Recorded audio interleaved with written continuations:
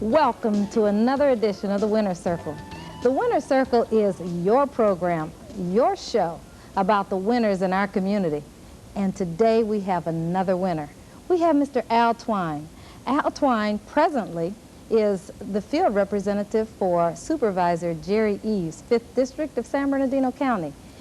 As we continue our day and as we continue this show, you'll find out, though, he's more than the supervisor, and there's a lot to this man. He is a winner. Welcome. Thank you. Thank you very much. So glad to have you today. It's good to be on your show. You know, this is a show that talks about you, and I know you're a very shy person and you don't want to talk about you, but just this time for a half hour, please indulge us, okay? Sure. Great.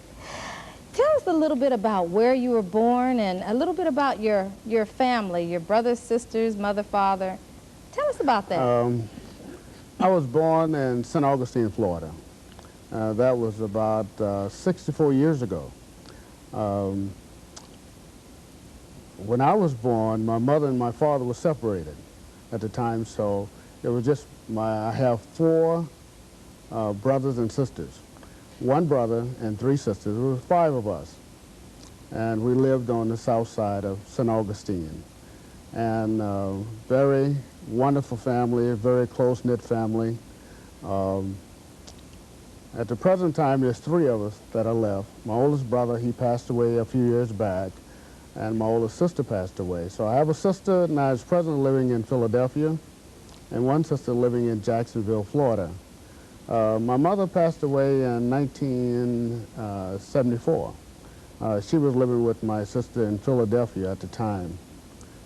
Until about 3 years ago, we had quite a bit of property in St. Augustine, so we still had the connections there in St. Augustine. I went to high school at Excelsior High School. And back in those days, one school that was the only school that blacks could go to. And we all went to that one school. So whether you was from the south side, the east side, the west side, or the north side of St. Augustine, that's where you went to school at. So I was about 15 miles away from school. And we walked to school every day. 15 miles you walked every day.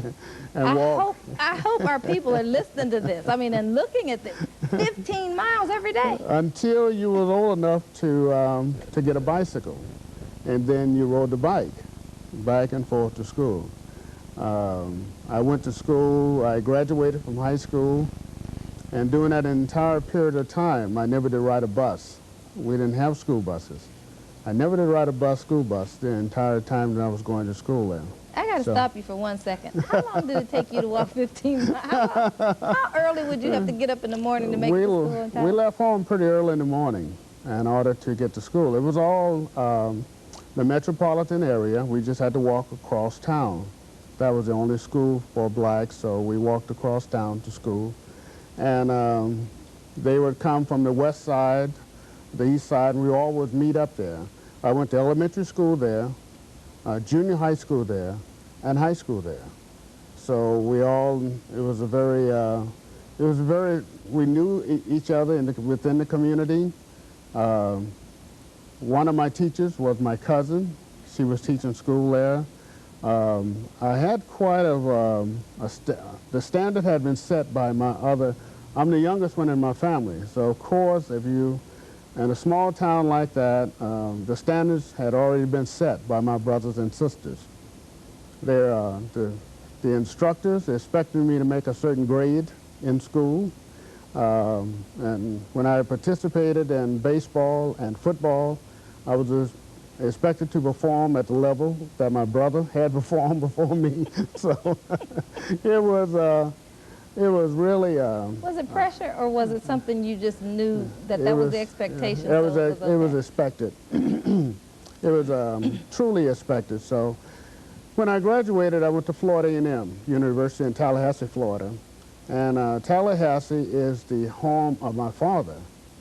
It's where my father was born and lived at. So I more or less left one home to go to another home. And I went to Florida A&M for about a year and a half. and I was trying to work my way through high school, and also I was working my way through college as well. And I didn't do too well trying to work and also maintain. Black colleges is wonderful schools. I love their standards, and I love it's like going home. The matrons there and the teachers set very good standards for you, very high standards, and you expect to make those standards, whether you're working or not, from a small town or a big town. So I didn't do quite well that first year and a half, and well, girls had something to do with it too, a little bit. So it didn't quite pan out as well. So I decided to leave school and go into the Air Force. Yeah. And I went and enlisted into the Air Force and ended up in San Antonio, Texas. Now, I understand that as you were in the Air Force and as you were thinking about what to do next, something happened. You went on is this when you went on the blind date? Well, yes, sort of. That's when the first time I met my wife was my present wife of 44 years. I met her on a blind date. She came out with a friend of hers to meet a friend of mine, and he asked me, did I want to go to town one night? I said, of course, yeah, I'll go. So this is when this other lady showed up, and we started to talking, and I told her that I was in the Air Force, and she immediately told me, well, I don't like airmen. So, so she didn't care for the Air Force. I was stationed at Carswell Air Force Base in Fort Worth, Texas at the time. And so I began to see her. I said, I really do like this lady, and I began to asking her, calling her, and so eventually, after a while, we got married there in Fort Worth. And the rest, as I think Mr. Hook said recently, was history. Was history. 44 years, May of this year was 44 years we've been together. And the only thing that has separated us is the Air Force, when I had to serve overseas or something like that. But it's been a wonderful marriage, and we're a wonderful couple together, and we really truly love one another. You truly are. I have 2 sons. That's what I was going to ask you about, is your children. Tell us about your children. Yeah, we have 2 sons. My oldest son is a minister in Seattle, Washington, and I have 4 wonderful grandsons and a wonderful daughter-in-law in Seattle. And that turned out, my wife and I often talk how far they're away. They're too far away from us. We were family-oriented. We always wished it was much closer so we could see them and be with them and talk with them. And I do have to say, he can preach. I had the opportunity of hearing him. Yeah. And he is a really, really good preacher. Not just a speaker, but a preacher. So that's good. It's unfortunate. My youngest son was murdered, and we have 1 granddaughter by him, and our granddaughter is located in Anaheim, California, and we go down to see her pretty regular. So well, I know that we have a picture of your granddaughter and him that is on the screen. Right. I know that was a really sad and very, very hurtful time in your lives and your family's life, but it continues on. Yes, we are about to get closure. The 2 gentlemen, the one gentleman who murdered him, one's in prison, and the other one is, the trial is going to begin in about 3 months. So we'll have closure on it at that particular time. Well, we continue to pray for your family, and we appreciate that very much. This whole community of San Bernardino and Rialto has just been so wonderful. It really has. It's just like having another family. It really has been. Well, I know that the funeral was very well attended, and I know that everyone was talking about it. Right. So, tell me, whenever you were in the service, you went to Vietnam and you were in Thailand or someplace? I was in Thailand. I served a tour in Thailand during the war, and also another tour in Okinawa during the war. Yeah. Did you do anything special during Vietnam, or? No, in Thailand, I served with the B-52s. They were a bomber outfit, and they were doing all the bombing from that base there where we was located at in Thailand. Well, how did you come to San Bernardino? Well, we were stationed at Beale Air Force Base. Beale Air Force Base, I was with the SR-71, the Blackbird.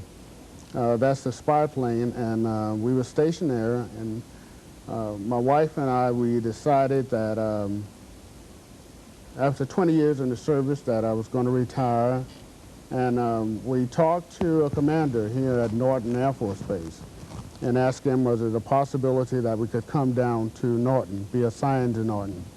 And he agreed to for the reassignment, and at that time we just packed everything up. We got the reassignment, worked out really great, came through, and we came into Norton in 1974, which was really great, and so it worked out really good. And I spent 2 years. I spent 2 years in the Air Force at Norton, and I've been in the San Bernardino area for 25 years.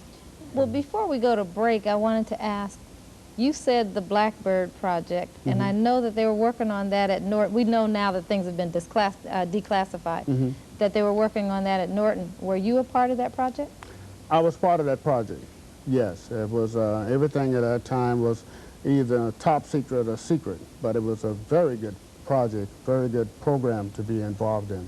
I worked with a lady who had been working on that project, I guess, ever since I can remember.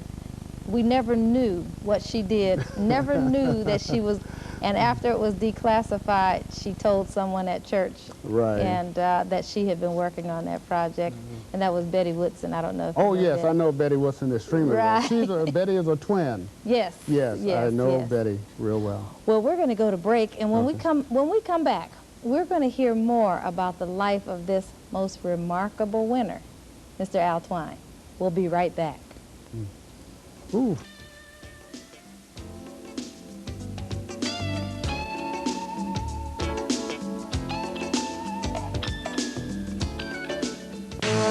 The United States Naval Academy offers unique opportunities for academic, athletic, and leadership excellence.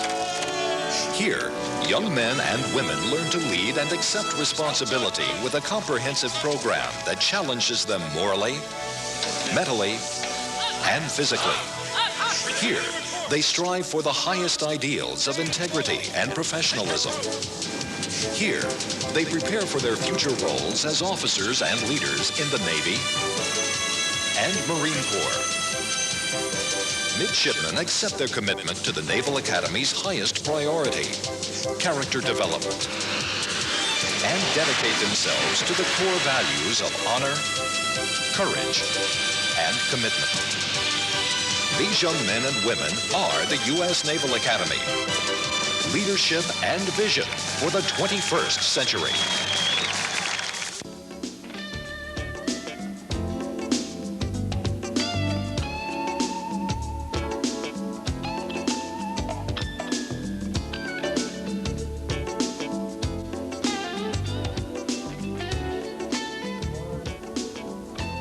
Welcome back to the Winner's Circle, your show about the winners in our community.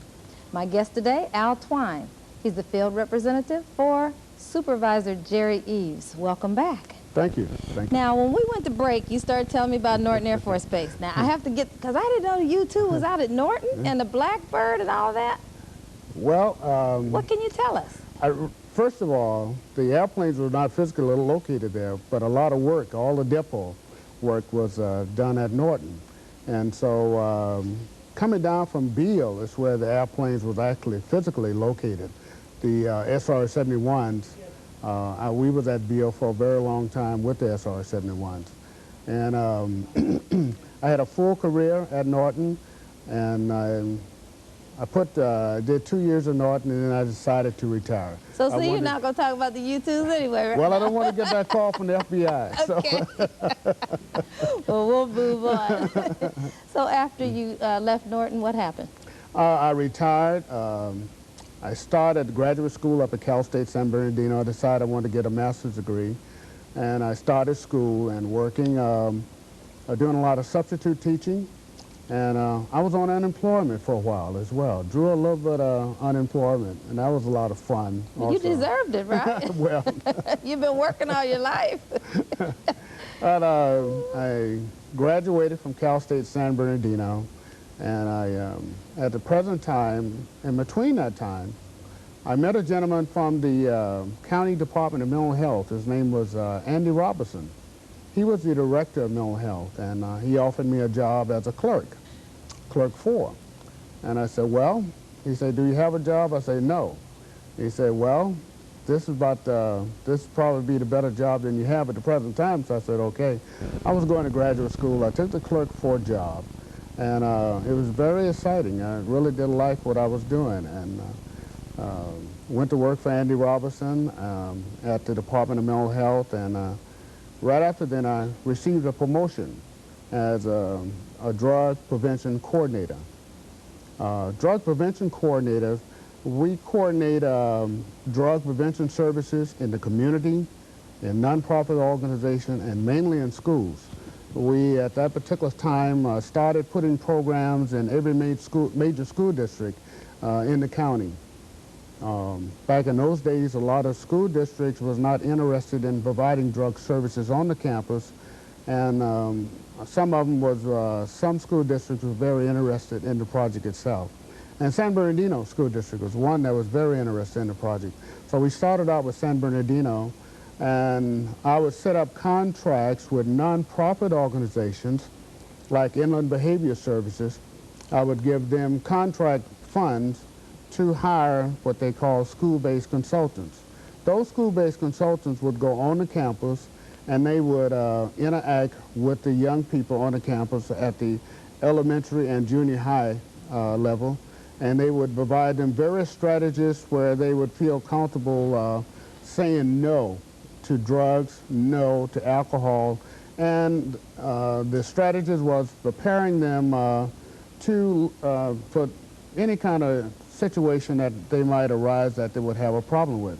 That was strictly prevention. Of them using drugs. Prevention from using drugs.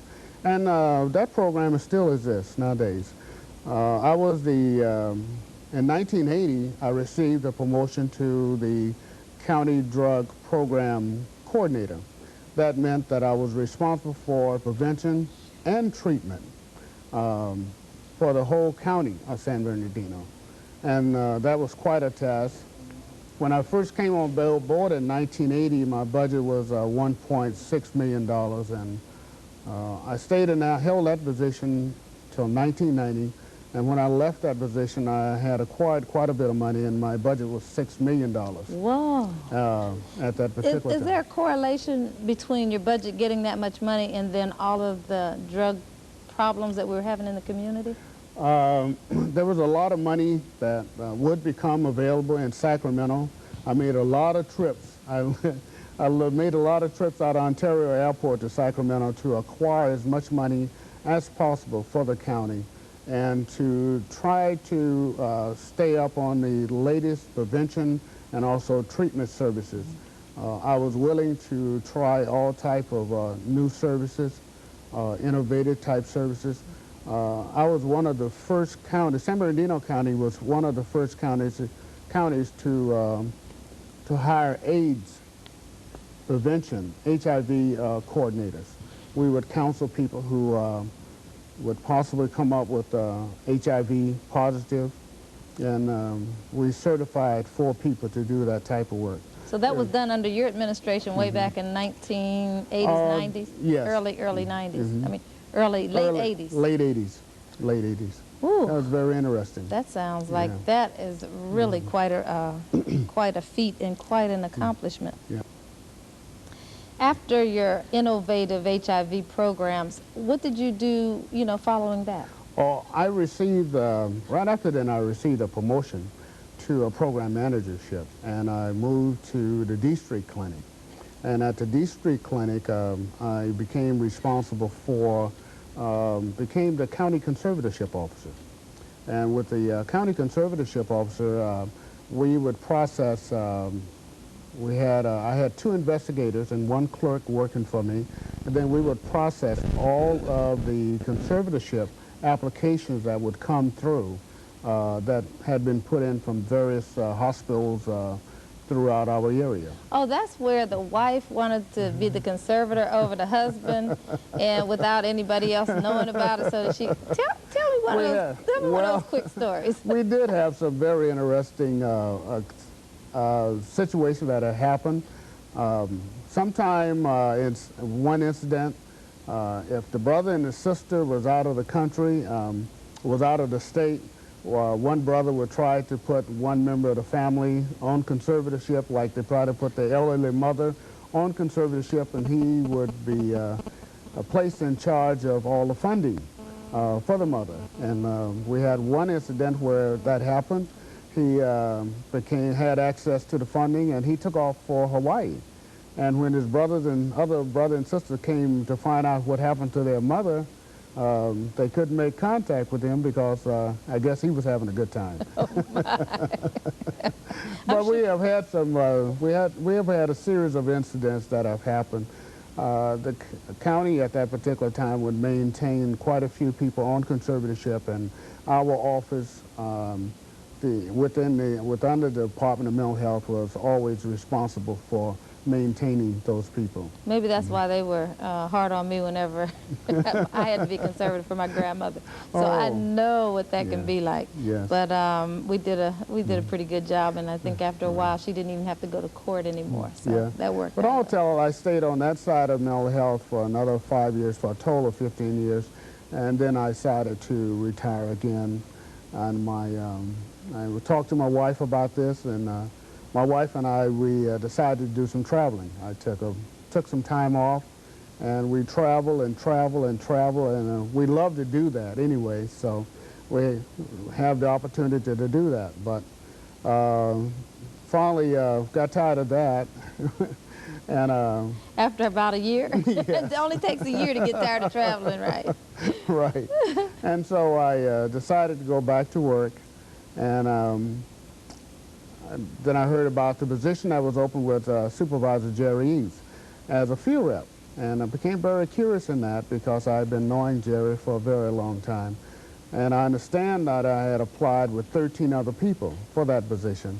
And I had to go through the interview process and interview a couple of times. And finally I was selected for the position.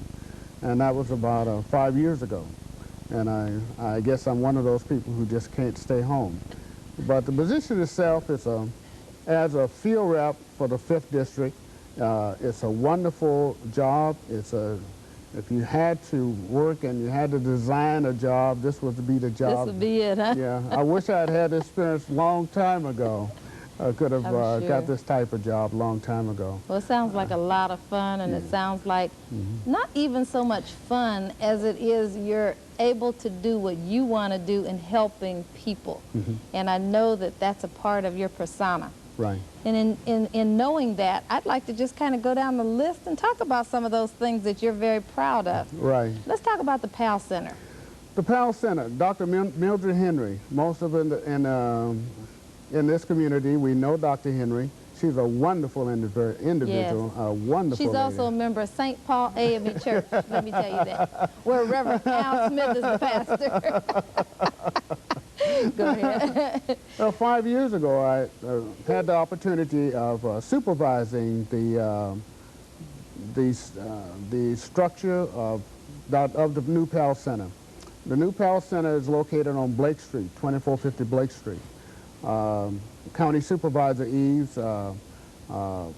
put up that property, allowed Dr. Henry to use that property. It was a county park at the particular time. And concrete started being poured out there. It's a beautiful facility. The young people who have dropped out of high school, dropped out of school, want to get a GED, want to learn a trade, want to work immediately, go to work immediately, they go to the Pass Center. And I just attended a graduation out there, and it was just crowded. It was a lot of people graduating. It was just a wonderful experience. Isn't it something how people love to come out for graduations? Moving on away from the Pass Center, because we only have about 3 minutes left in this show, I want to talk to you about the Red Ribbon Parade, the Black Infant Health Program, and the Arrowhead Regional Medical Center committees. Those are all programs that I have worked on while working with Supervisor Eves. He allows you to work on those type of programs. It's a wonderful experience, and I really enjoy immensely. Helping people go through the process of achieving what they would like to achieve. The new county hospital, there's going to be a festival day September the 26th, and everybody is invited. We are expecting up something like 10,000 people out there that day. And it'll be tours, and it'll be just open, and it'll be a festival kind of day. It'll be a wonderful experience. I hated to cut in on you, Sure. but I wanted to go in because you're becoming quite the museum coordinator or curator or whatever. You've done 2 museum Last projects. night, we all, you and myself and a whole lot of other people in San Bernardino had the wonderful experiences of viewing Mr. Henry Hook's 56 years of work in San Bernardino. His photography around the room was at the San Bernardino County Museum. Supervisor Eves was there. The city was there, and all the people from the community. It was a great experience. Now, so you won't get in trouble from the Kiwanis. Tell me about that award, and we have to wrap up because we have to get out of here. This pin that I'm wearing is the Hickson Award. This Hickson Award was awarded to me from the East Rialto Kiwanis Club for being the president of the fundraising for the foundation. The foundation is the sort of bank account for the Kiwanis Club. Thank you for joining us for this edition of the Winner's Circle. Mr. Al Twine was our guest. He's the field's representative of Supervisor Jerry Eves. We'll see you next time.